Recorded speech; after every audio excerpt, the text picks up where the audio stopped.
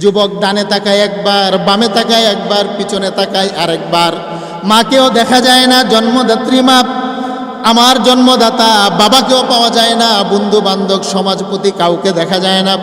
যুবক এবার লক্ষ্য করে দেখলো, মাওলা হে, এই মরুর প্রান্তরে আপনি ছাড়া তো আমার আপন বলতে কেউ নাই। যাদেরকে আপন বানিয়েছিলাম তারাই হয়ে গেল পর। আর এতদিন যাবৎ আপনাকে পর বানিয়েছিলাম, বুঝে দেখলাম এই মুহূর্তে আপনি আমার আপন। আল্লাহু আকবার। যুবক এবার মনে মনে তওবা করতে লাগলো। যুবক এবার বলে, মাওলা 40 বছরের জীবনে এমন কোনো পাপ নাই যে পাপ করি নাই। আমার পাপের কারণে সমাজের মানুষ হাত পা বেঁধে আমাকে পাহাড়ের পাদদেশে ফেলে গেল। হেরে মাওলা, রুহটা আমার নাকের ডগায়, জানি আমার মরণ হবে, কিন্তু এই মুহূর্তে তোমার কাছে আমি ওয়াদাবদ্ধ হলাম। আমি লক্ষ্য করে দেখলাম তুমি ছাড়া আমার আপন কেউ নাই। যদি তুমি আমাকে মাফ করে দাও, আর কোনোদিন তোমার সাথে আমি কোনোদিন নাফরমানি করব না। আল্লাহু আকবার। যুবক তওবা করলো, খাঁটি তওবা, এটাকে বলা হয় তওবায়ে নাসুহা। আল্লাহ এই কথাটা বললেন, তওবাতান নাসুহা, একাগ্র চিত্তে তোমরা তওবা করো, আমি আল্লাহ মাফ করে দেই। যুবক তওবা করার সাথে সাথে মালাকুল মউত এসে তার রূহটা নিয়ে গেল। একদিন যায়, 2 দিন যায়, 3 দিন যায়, যুবকের লাশটা পড়ে আছে।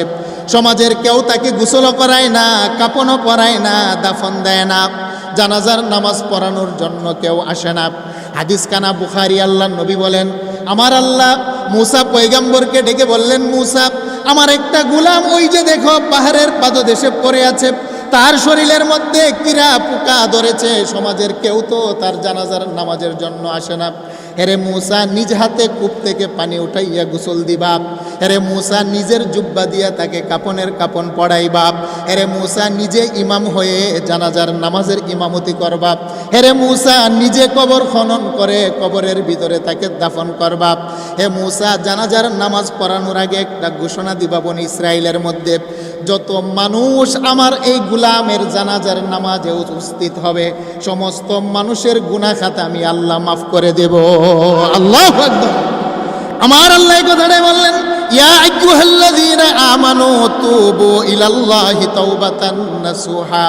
হেরে বান্দা, যদি তুমি কলিজা থেকে, অন্তর থেকে তওবা করতে পারো, আমি আল্লাহ তোমার গুনার দিকে তাকাই না, আমি আল্লাহর রহমতের দফতরের দিকে তাকিয়ে একটা মুহূর্ত তোমাকে ক্ষমা করতে বিলম্ব করি না।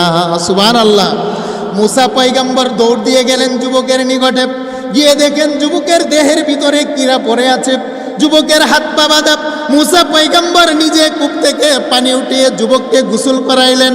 নিজের জুব্বা দিয়া কাফনের কাপড় তাকে প্যাকেট বানাইয়া মূসা পয়গম্বর জানাজার নামাজ উপস্থিত করে বনি ইসরাইলের ময়দানে গেলেন।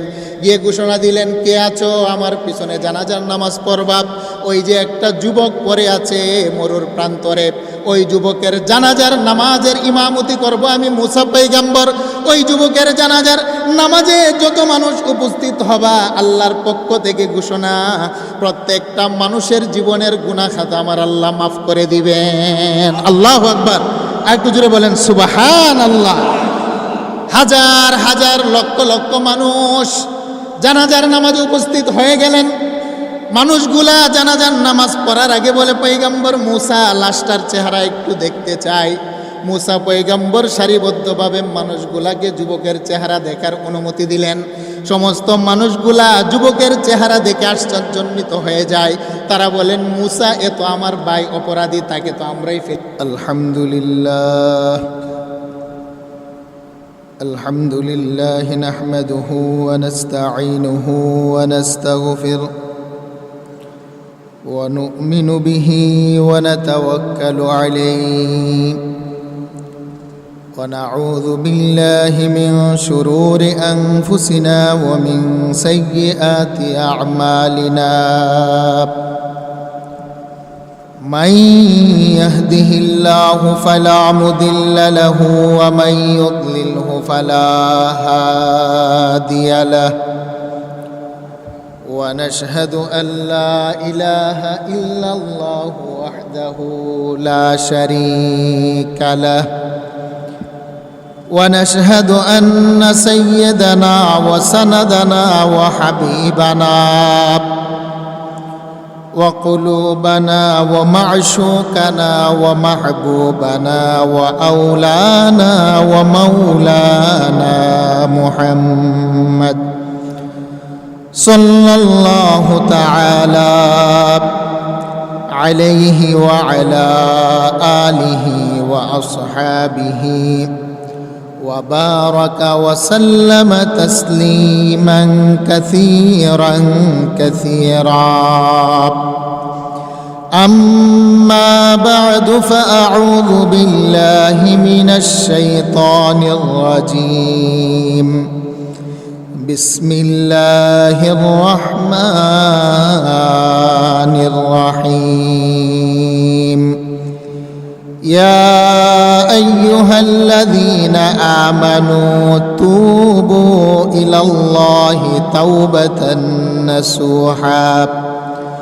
وقال رسول الله صلى الله عليه وسلم كل بني آدم خطاؤون وخير الخطائين التوابون، أو كما قال عليه الصلاة والسلام إن الله وملائكته يصلون على النبي يا أيها الذين آمنوا صلوا عليه وسلموا تسليما.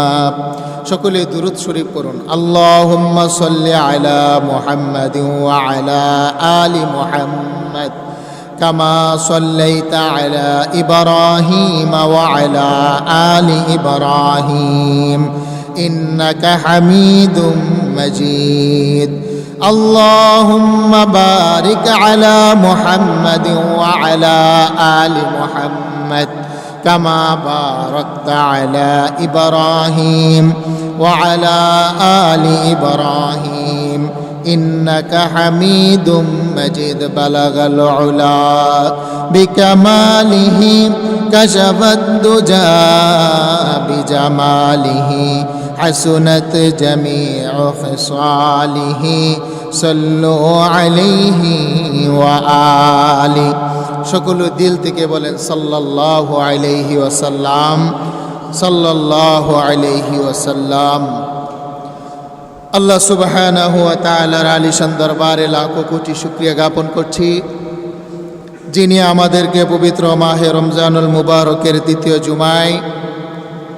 দ্বিতীয় জুমায় খোলাপাড়া বাজারের ঐতিহ্যবাহী বাইতুস সুবহান জামে মসজিদে আল্লাহর কদমে সেজদা দেওয়ার জন্যে, আল্লাহর ঘরের মেহমান হয়ে তিনার মসজিদে আসার, বসার, কোরআনুল কারীম থেকে কিছু কথা শোনার সুযোগ এবং মন মানসিকতা দান করেছেন। সেই জন্যে রব্বে হাকিকের দরবারে অন্তরের অন্তঃস্থল থেকে শুকরিয়ার বাক্য আদায় করে উচ্চ আওয়াজে সকলে বলি আলহামদুলিল্লাহ। সাথে সাথে অসংখ্য গণিত দুরুদ ও সালাম উম্মতের কান্ডারি, দু জাহানের সরদার মুহাম্মদ আরবি আল আজম সাল্লাল্লাহু আলাইহি ওয়াসাল্লামের প্রতি আল্লাহ পাক এ পবিত্র রমজানুল মুবারকের রোজারত অবস্থায় আমাদের পক্ষ থেকে সালাম ও দুরুদের হাদিয়াটুকু নবীজির রওজে আতহারে সোনার মদিনা পৌঁছে দেন। সকলে বলেন আল্লাহুম্মা আমিন। সম্মানিত বাবারা, একে একে আমাদের রোজা শেষ হয়ে যাচ্ছে। আজকে আমরা দ্বিতীয় জুমা অতিবাহিত করছি।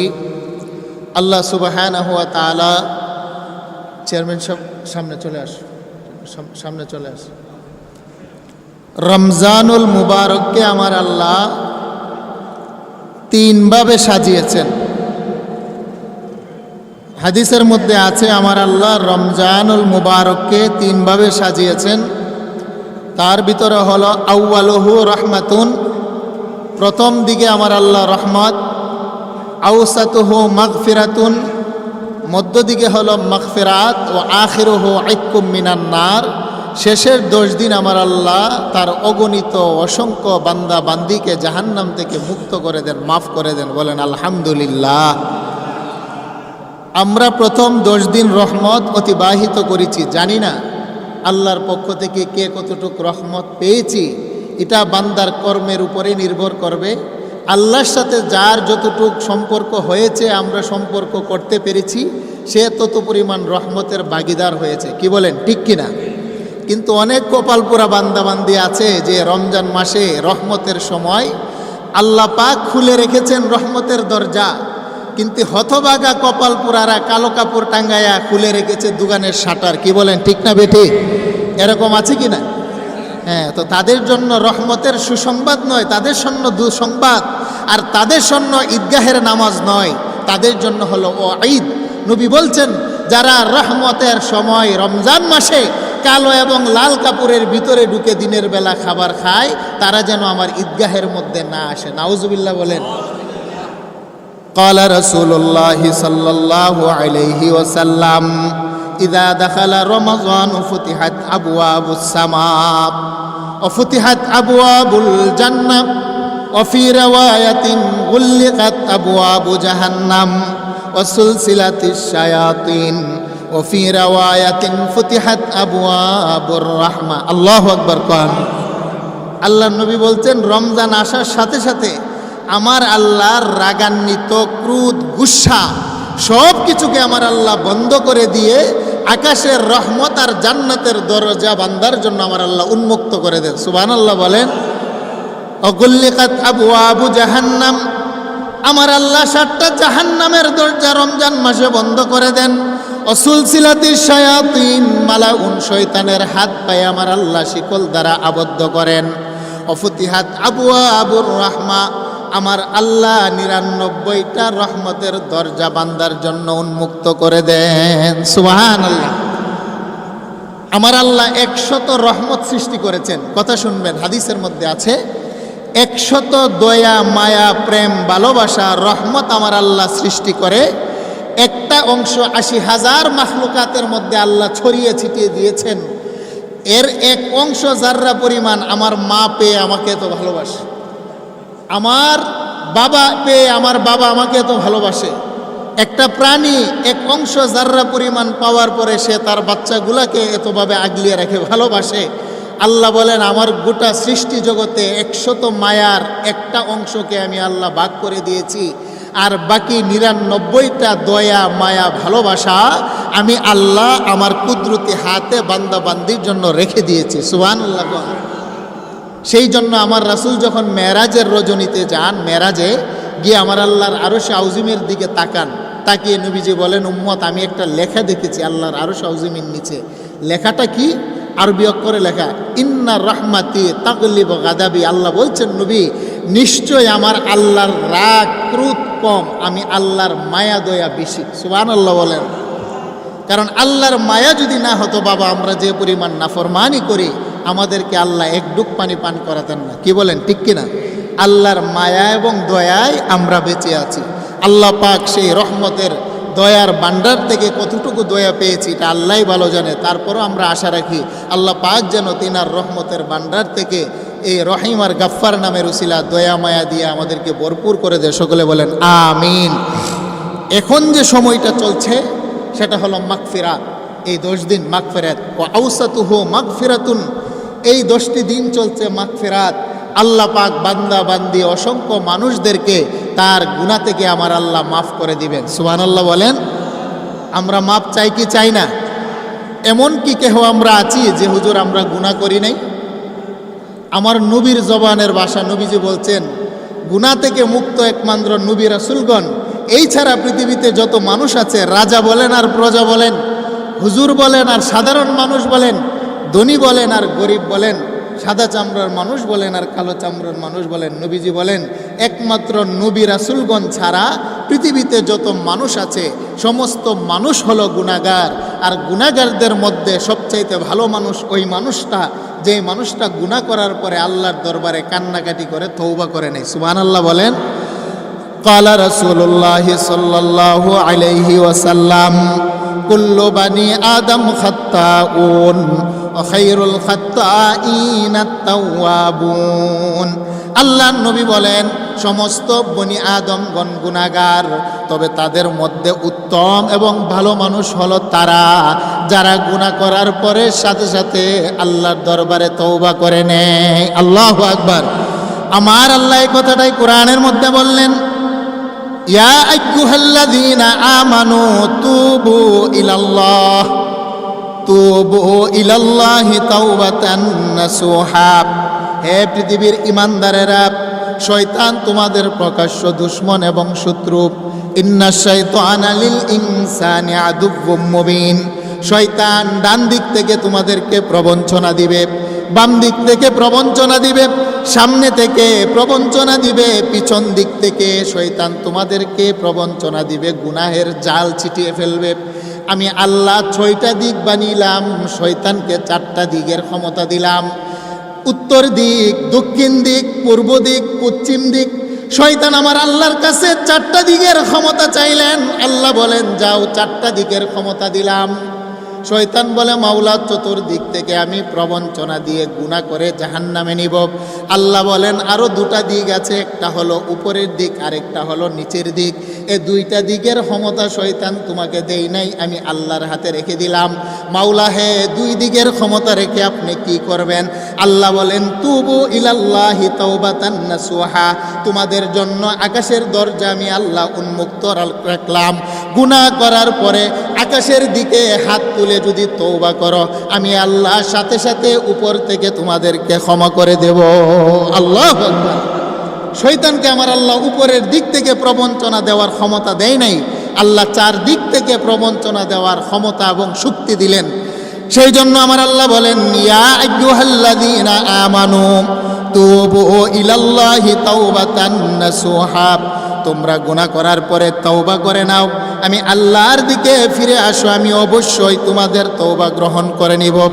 কুল ইয়া ইবাদিয়াল্লাযীনা আসরাফু আলা আনফুসিহিম লা তাকনাতু মির রাহমাতিল্লাহ ইন্নাল্লাহা ইয়াগফিরুয যুনুবা জামিআ ইন্নাহু হুয়াল গফুরুর রহিম। আল্লাহ বলেন তুমি কখনো গুনার কারণে নিরাশ হবে না, কারণ তোমাকে আমি আল্লাহ বান্দা বলে স্বীকৃতি দিলাম। সন্তান অপরাধ করলে মা রাগ হয়ে বলে তুমি আমার ছেলে না, বাবা অনেক সময় রাগ হয়ে ত্যায্য পুত্র করে দেই, তুমি আমার ছেলে না। সমাজপতিরা অপরাধ করলে সমাজ থেকে বের করে দেই, তুমি সমাজের কেউ না। রাষ্ট্রের সাথে অপরাধ করলে রাষ্ট্র মামলা দিয়ে রাষ্ট্র থেকে বের করে দেয়, তুমি আমার রাষ্ট্রের না। আল্লাহ বলেন বান্দা শুনো না, আমি তো হলাম মহারাষ্ট্রের মালিক, বাদশার বাদশাহ। ইয়া মাশারাল জিন্নি ওয়াল ইনসি ইন ইসতাতাতুম আন তানফুযু মিন আকতারিস সামাওয়াতি ওয়াল আরদি ফানফুযু। আমি তো আল্লাহ হলাম বাদশার বাদশাহ কামুল হাকিমিন। আমার সাথে যে তুমি অপরাধ করো, আমি যদি রাগ হয়ে তোমাকে বের করে দেই, তুমি কোথায় যাবে? আরে মা রাগ হয়ে বের করলে বাবার কুলে গিয়ে আশ্রয় পাওয়া যায়, বাবা রাগ হয়ে বের করে দিলে সমাজের কাছে গিয়ে আশ্রয় পাওয়া যায়, সমাজ রাগ করে বের করে দিলে রাষ্ট্রের কাছে আশ্রয় পাওয়া যায়, রাষ্ট্র থেকে বের করে দিলে পাশের রাষ্ট্রে গিয়ে আশ্রয় পাওয়া যায়।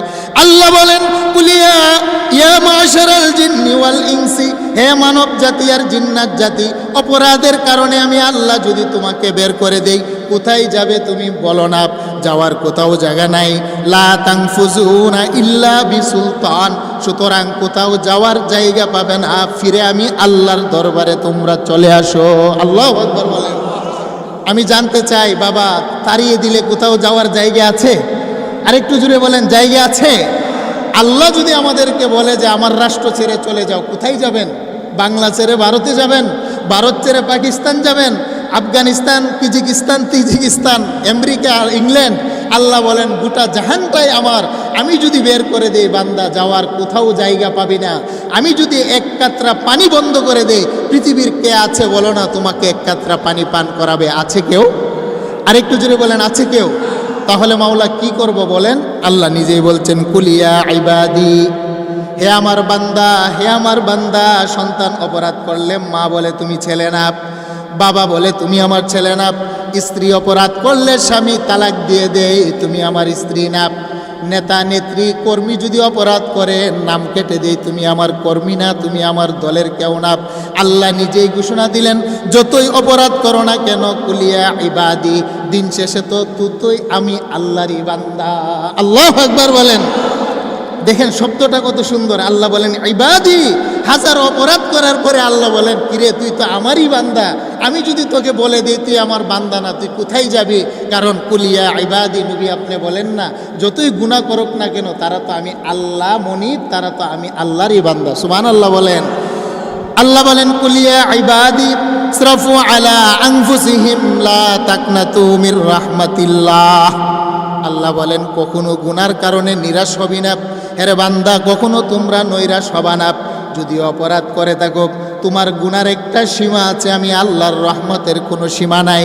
তুমি গুনার একটা সংখ্যা আছে, আমি আল্লাহর দয়া মায়ার কোনো সংখ্যা নাই। ইন্নাহু হুয়াল গফুরুর রাহিম। আমি আল্লাহর একটা নাম হলো গাফফার, আর গাফফার নামের অর্থই হলো গুনাহ করবে বান্দা আর ক্ষমা করব আমি আল্লাহ। সুবহানাল্লাহ গণ। সেই জন্যে এই যে সময়টা চলছে, এই সময়টা হলো গুনাহ থেকে মাফের সময়। আউসাতুহু মাগফিরাতুন। নবীজি বলছেন রমজানের মধ্য রজনী, মধ্য যে তারিখ 10টি দিন আছে, এই 10টি দিন হলো বান্দাদেরকে আল্লাহ মাফ করবেন, কিন্তু বান্দা আল্লাহর দরবারে তওবা করতে হবে, ক্ষমা চেতে হবে। সুবহানাল্লাহ বলেন। সেই জন্য আল্লাহ রাসূল বলেন সিয়াসিত্তার হাদিস, আত্তাইবু মিনাজ জামবি কামাল্লা জামবালা। কোনো মানুষ গুনাহ করার পরে যদি তওবা করে নেয়, ওই মানুষটার অবস্থা কেমন হয় জানুনি? একটা বাচ্চা ভূমিষ্ঠ হলে যেমনিভাবে নিষ্পাপ এবং মাসুম, তার দেহের ভিতরে কোনো গুনাহের আসর থাকে না, তেমনিভাবে কোনো বান্দা গুনাহ করার পরে যদি তওবা করে, আমার আল্লাহ সাথে সাথে তাকে মাফ করে মাসুম আর বেগুনাহ বানিয়ে দেন। আল্লাহু আকবার। সেই জন্য আল্লাহর দরবারে আমরা তওবা করতে পারি কি পারি না বাবা? সকলে করেন আস্তাগফিরুল্লাহ আল্লাযী লা ইলাহা ইল্লা হুয়াল হাইয়ুল কাইয়্যুম ওয়া আতুবু ইলাইহি লা হাওলা ওয়ালা কুওয়াতা ইল্লা বিল্লাহিল আলিয়্যিল আযীম। আস্তাগফিরুল্লাহ আস্তাগফিরুল্লাহ আস্তাগফিরুল্লাহ আস্তাগফিরুল্লাহ। ইয়া ইলাহি या इलाही गर के दुरिया गुनाहम तुम्ही दानी वक़ुद हस्ती गवाहम। या इलाही गर के दुरिया गुनाहम तुम्ही दानी वक़ुद हस्ती गवाहम। गुनाहे बेअदद रा बार बस्तम हजारा बार तौबा हा शिकस्तम। আল্লাহ ওয়ালারা এই রমজানের রাত্রে দিনে আল্লাহর দরবারে কাঁদতেন, মাওলা আমার মতো গুনাহগার পৃথিবীতে কেউ নাই, আমি আমার গুনাহের গাঁটিরগুলো বেঁধে তোমার নৌকাতে উঠাইলাম, আর তুমি তোমার রহমতের সাগরে নিয়ে গুনাহসহ আমাকে ডুবিয়ে দাও। আল্লাহু আকবার বলেন। সেই জন্য আল্লাহ ওয়ালারা কাঁদতেন, কলবে জাকির দে মুঝে और रोने वाली आँख दे, कल्बे जाकिर दे मुझे और रोने वाली आँख दे, ताकि मैं रोता रहूं तेरी रजा के वास्ते। এরে মাওলা এমন একটা চক্ষু চাই তোমার কাছে যেন রমজান পায়ে কাঁদতে পারি, এমন একটা কলব চাই যে কলবের ভিতরে তোমার প্রেম ভালোবাসার জায়গা দিতে পারি, এমন একটা জিহ্বা চাই যে জিহ্বা দিয়ে সর্বদা তোমার জিকির করে আমি তরুতাজা রাখতে পারি। আল্লাহু আকবার কোন। আল্লাহ বলছেন ইয়া আইয়ুহাল্লাযীনা আমানু তুবু ইলাল্লাহি তাওবাতান নাসুহা। হে ঈমানদারেরা, তোমাদের জন্য আমি আল্লাহ ঘোষণা দিলাম, যদি শয়তানের প্রবঞ্চনায় পড়ে তোমরা কখনো গুনাহের কালি তোমাদের দেহের ভিতরে লাগিয়ে ফেলো, তাহলে আমি আল্লাহর দরবার থেকে নিরাশ হবে না, আমি আল্লাহর দিকে তোমরা ফিরে আসো, আমি আল্লাহ তওবার দরজা তোমাদের জন্য উন্মুক্ত রেখেছি। তাওবাতান নাসুহা, একাগ্র চিত্তে তোমরা তওবা করো, আমি আল্লাহ তোমাদেরকে মাফ করে দিব। সুবহানাল্লাহ বলেন। বুখারী শরীফের বর্ণনা, কিতাবের তাফসীরের মধ্যে আল্লাহর নবী বর্ণনা করেন, বনি ইসরাইলের একজন যুবক, সমাজে এমন কোনো পাপ নাই যে পাপ যুবক করে নাই। তার আম্মা আব্বা সমাজের মানুষগুলা অতিষ্ঠ হয়ে হাত পা বেঁধে মরুর প্রান্তরে ফেলে দিয়ে আসলেন। একদিন, 2 দিন, 3 দিন যায়, অনাহারের কারণে তার মৃত্যু চলে আসে। মৃত্যুর আগ মুহূর্তে যুবক চতুর্দিকে লক্ষ্য করে দেখে আমার আপনজনেরা কোথায়। যুবক ডানে তাকায় একবার, বামে তাকায় একবার, পিছনে তাকায় আরেকবার।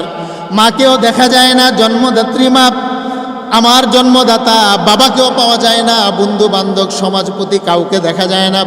যুবক এবার লক্ষ্য করে দেখলো, মাওলা হে, মরুর প্রান্তরে আপনি ছাড়া তো আমার আপন বলতে কেউ নাই। যাদেরকে আপন বানিয়েছিলাম তারাই হয়ে গেল পর, আর এতদিন যাবৎ আপনাকে পর বানিয়েছিলাম, বুঝে দেখলাম এই মুহূর্তে আপনি আমার আপন। আল্লাহু আকবার। যুবক এবার মনে মনে তওবা করতে লাগলো। যুবক এবার বলে, মাওলা 40 বছরের জীবনে এমন কোনো পাপ নাই যে পাপ করি নাই। আমার পাপের কারণে সমাজের মানুষ হাত পা বেঁধে আমাকে পাহাড়ের পাদদেশে ফেলে গেল। হেরে মাওলা, রুহটা আমার নাকের ডগায়, জানি আমার মরণ হবে, কিন্তু এই মুহূর্তে তোমার কাছে আমি ওয়াদাবদ্ধ হলাম। আমি লক্ষ্য করে দেখলাম তুমি ছাড়া আমার আপন কেউ নাই। যদি তুমি আমাকে মাফ করে দাও, আর কোনোদিন তোমার সাথে আমি কোনোদিন নাফরমানি করব না। আল্লাহু আকবার। যুবক তওবা করলো, খাঁটি তওবা এটাকে বলা হয় তওবায়ে নাসুহা। আল্লাহ এই কথাটা বললেন, তওবাতান নাসুহা, একাগ্র চিত্তে তোমরা তওবা করো, আমি আল্লাহ মাফ করে দেই। যুবক তওবা করার সাথে সাথে মালাকুল মউত এসে তার রূহটা নিয়ে গেল।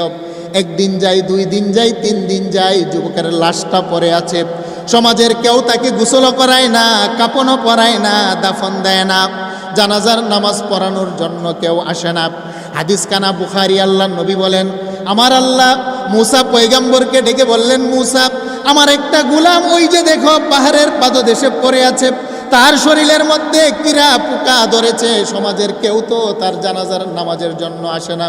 হেরে মুসা, নিজ হাতে কূপ থেকে পানি উঠাইয়া গোসল দিবা।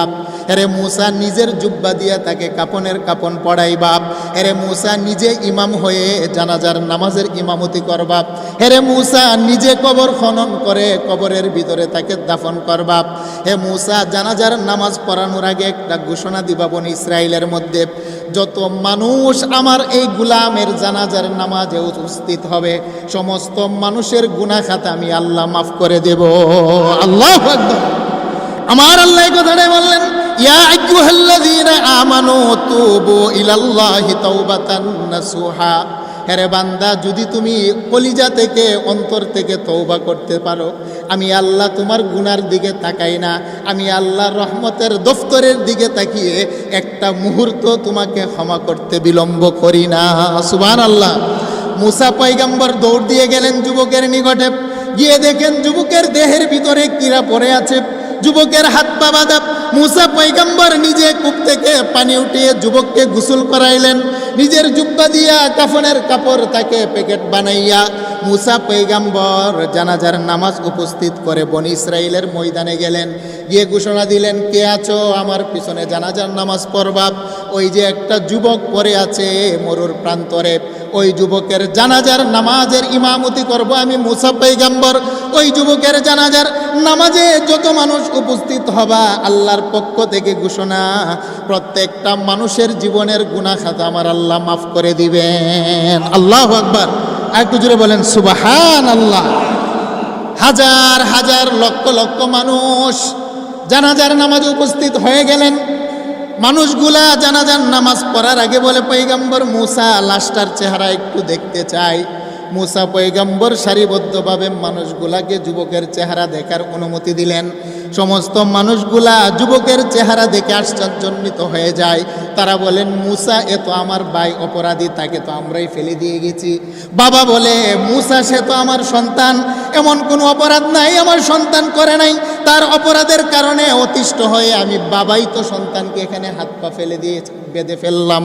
বন্ধুরা বলে, মুসা পয়গম্বর, সে তো নাফরমান, সে তো হলো অপরাধী, তার জানাজা পড়ার জন্য আপনি কেন আমাদেরকে ডাকলেন, আর আল্লাহ কেন ঘোষণা দিল? মুসা পয়গম্বর আশ্চর্যান্বিত হয়ে তুর পর্বতমালার উপরে দাঁড়াইলেন। দাঁড়িয়ে বলেন, মাওলা, আমি তো বুঝে আসে না, একটা নাফরমান বাবা তার পাপের সাক্ষী দেয়, বন্ধু বান্ধব তার পাপের সাক্ষী দেয়, তারপরেও কেন তার জানাজার নামাজ পড়াইলে আপনি গুনাহ মাফ করবেন? আমি আপনার একজন নবী, আমাকে কেন পাপিষ্ঠ ব্যক্তির জানাজা পড়ানোর অনুমতি দিলেন? আল্লাহ বলেন, মুসারে প্রশ্ন করো না, মানুষগুলা তো সমাজের মানুষ তার পাপ দেখেছে, জীবনের শেষ লগ্নে এসে তওবায়ে নাসুহা যে অন্তর থেকে করেছে, সমাজের মানুষ তার কলিজার খবর দেখে নাই। আল্লাহু আকবার বলেন। আল্লাহ বলেন, মুসা, লা তাখুযুহু সিনাতু ওয়ালা নাওম। মানুষ পাপ করার পরে ঘুমিয়ে যায়, মানুষ কি পাপ করছে সে নিজেও জানে না।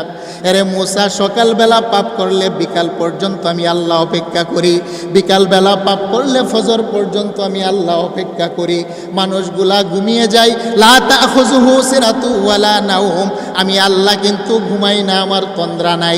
বান্দা কখন এসে আমার দরবারে নক করে, সেই জন্য তওবার দরজা খোলা রেখে আমি আল্লাহ জাগ্রত থাকি। আল্লাহু আকবার।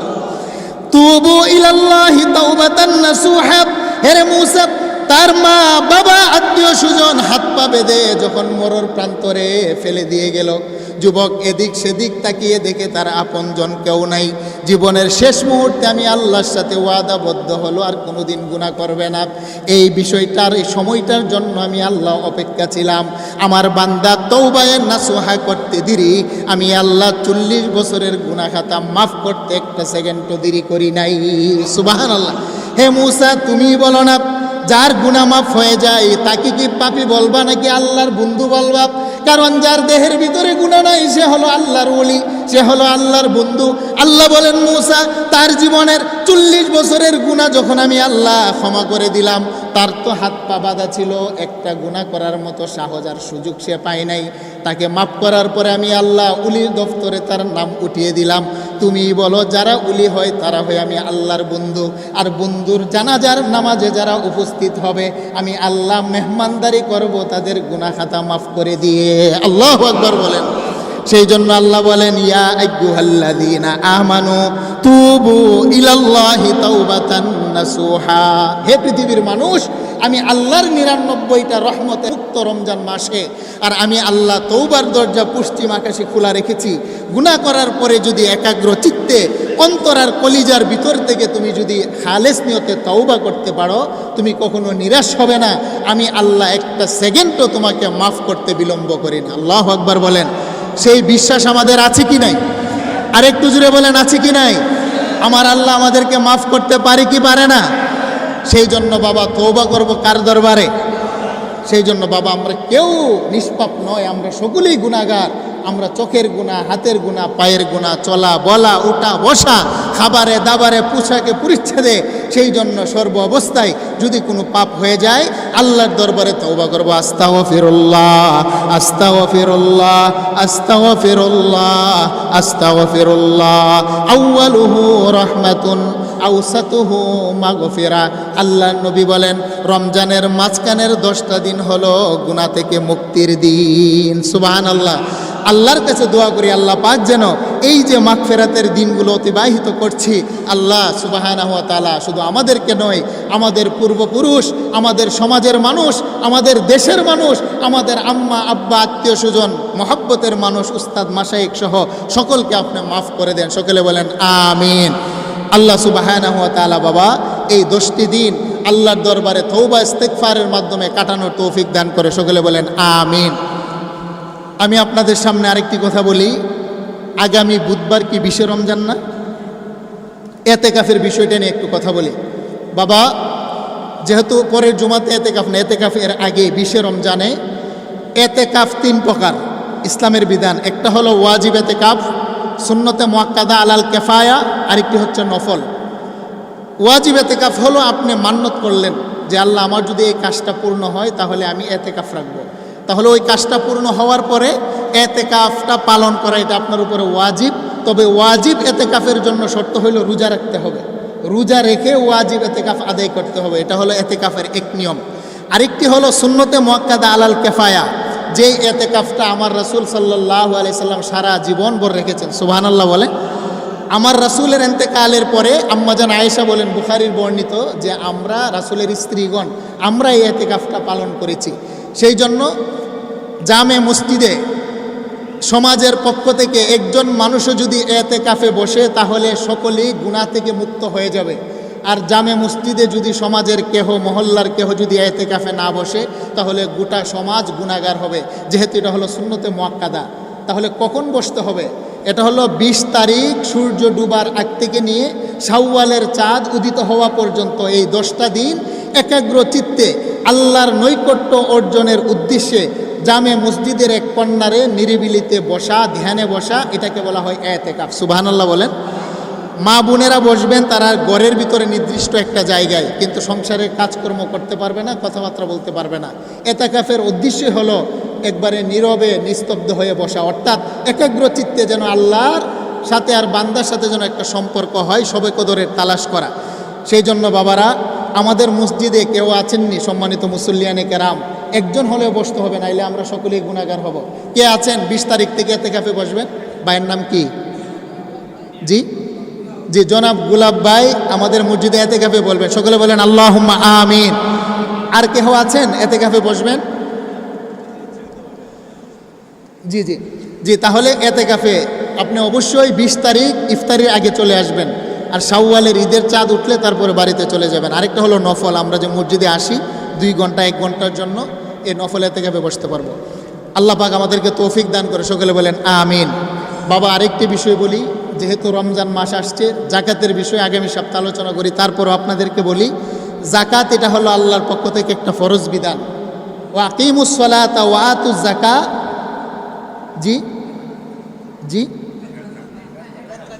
ফেতরা এটা বলবো, সময় আছে ইনশাল্লাহ। ফেতরা 100 টাকা, 115 টাকা, ইসলাম ফাউন্ডেশন থেকে প্রথম 100 টাকা, 115 টাকা না, আচ্ছা 115 টাকা করে ধার্য করা হয়েছে প্রত্যেকের, ছোট বড় বৃদ্ধ বৃদ্ধা যারা আছে সকলেই 115 টাকা ঈদগাহের নামাজে যাওয়ার আগেই অবশ্যই এটা আদায় করে দিতে হবে, এটা গরিবের হক।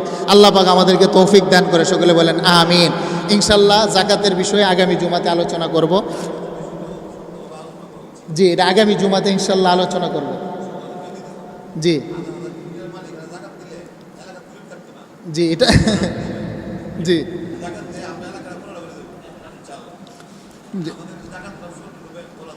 জি,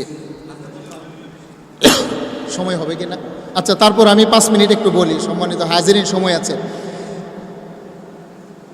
ইবাদত 3 প্রকার, একটা হলো ইবাদতে মালি, ইবাদতে বদনী, ইবাদতে বদনী এবং মালি, অর্থাৎ শারীরিক ইবাদত, আর্থিক ইবাদত, শারীরিক এবং আর্থিক ইবাদতের সমন্বয় ইবাদত। যেমন ধরেন নামাজ এবং রোজা, এটা হলো শারীরিক ইবাদত। জাকাত এবং কুরবানি, এটা হলো আর্থিক ইবাদত। আর শারীরিক এবং আর্থিক ইবাদতের সমন্বয় হলো হজ। হজ করতে গেলে অর্থও লাগে, আবার শারীরিক শক্তিও লাগে। তাহলে জাকাত এটা হলো ইবাদতে মালি, আর্থিক ইবাদত। আল্লাহ পাক 34 জায়গায় নামাজের সাথে সাথে জাকাতের কথা বলেছেন, 7 জায়গায় স্বতন্ত্র জাকাতের কথা বলেছেন। ওয়া আকিমুস সালাতা ওয়া আতুজ যাকা, যত জায়গায় নামাজের কথা তত জায়গায় জাকাতের কথা বলছেন। নামাজ যেমনিভাবে একটা ফরজ বিধান আমরা যতটা গুরুত্ব দিই, কিন্তু জাকাতের ব্যাপারে সমাজের মানুষ ততটা গুরুত্ব দেয় না, বলেন ঠিক কিনা? বুনিয়াল ইসলামু আলা খামসিন, শাহাদাতু আল্লা ইলাহা ইল্লাল্লাহ ওয়া আন্না মুহাম্মাদার রাসূলুল্লাহ ওয়া ইকামিস সালাহ ওয়া ইতাইজ যাকা ওয়া সাওমি রমাদান ওয়া তাহিজ্জুল বাইতি মান ইসতাতা ইলাইহি সাবিলা। সুবহানাল্লাহ বলেন। ইসলামের খুঁটি কয়টি? আরেকটু জোরে বলেন, কয়টি? এর ভিতরে অন্যতম একটা খুঁটি বা রুকুন স্তম্ভ হলো জাকাত। জাকাতের মাধ্যমে সমাজের ব্যালেন্স ঠিক থাকে। ধনী মানুষে গরিবদেরকে জাকাত দিবে, আর গরিব মানুষ মিসকিনেরা জাকাত গ্রহণ করে, তারা সমাজের ভিতরে একটা সমন্বয়তা যেন থাকে। সেই জন্য আল্লাহ পাক বললেন, নবী হে আপনি জানিয়ে দেন, সম্পদশালীদের সম্পদের ভিতরে আমি আল্লাহ গরিবের পাওনা রেখেছি। আল্লাহু আকবার বলেন। আপনি এটা মনে করা যাবে না যে হুজুর আমি জাকাত দিয়া সহানুভূতি করছি। আল্লাহ বলেন সহানুভূতি নয়, বরঞ্চ তোমার সম্পদে গরিব আর মিসকিনের পাওনা, তুমি দণ্ডাঢ্য ব্যক্তি নেশাব পরিমাণ সম্পদের মালিক হওয়ার পরে তুমি যদি সমাজের মানুষকে তুমি 40 টাকায় 1 টাকা, শতকরা 2.5 টাকা যদি তুমি জাকাত না দাও, তাহলে তুমি বড়লোক হওয়ার পরেও তুমি গরিবের হক মেরে খাচ্ছ। নাউজুবিল্লাহ বলেন। তাহলে কি গরিবের উপরে দয়া নাকি গরিবের হক? আরেকটু জুড়ে বলেন, গরিবের উপর দয়া না গরিবের হক?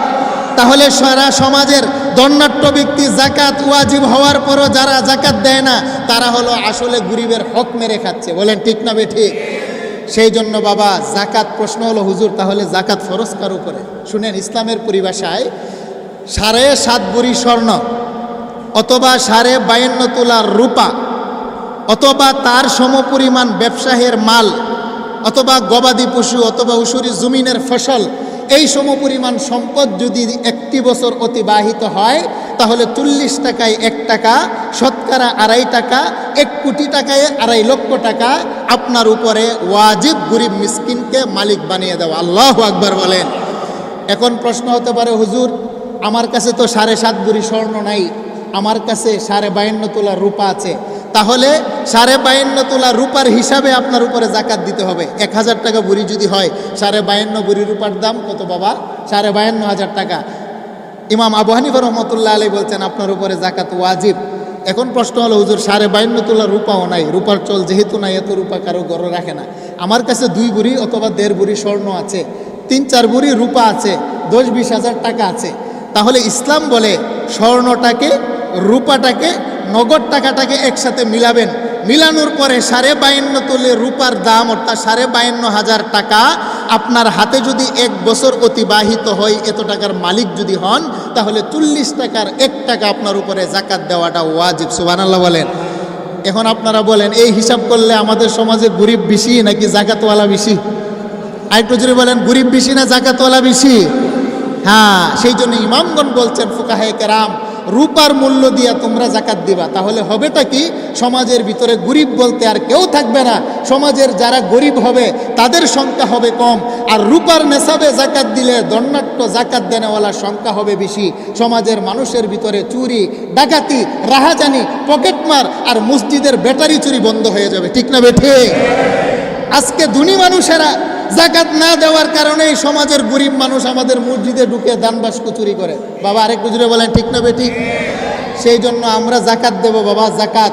সেই জন্য এখন হতে পারে যে হুজুর আমরা তো ব্যবসায়িক মানুষ, তাহলে আমার ব্যবসার মালের উপরে জাকাত আসবে কিনা? হ্যাঁ, আপনার ব্যবসার মাল যদি আগেই বললাম নেশাব 52,500 টাকার সমপরিমাণ যদি ব্যবসার মাল হয়, অথবা 7.5 ভরি স্বর্ণর পরিমাণ, দুইটা মিকদার আছে মাপকাঠি, এত পরিমাণ যদি ব্যবসার মাল হয়, আর একটা বছর যদি আপনার মূল ইনভেস্ট চালান যদি আপনার হাতে থাকে, তাহলে আপনার উপরে বছর ঘুরে আসলে জাকাত দেওয়াটা ওয়াজিব।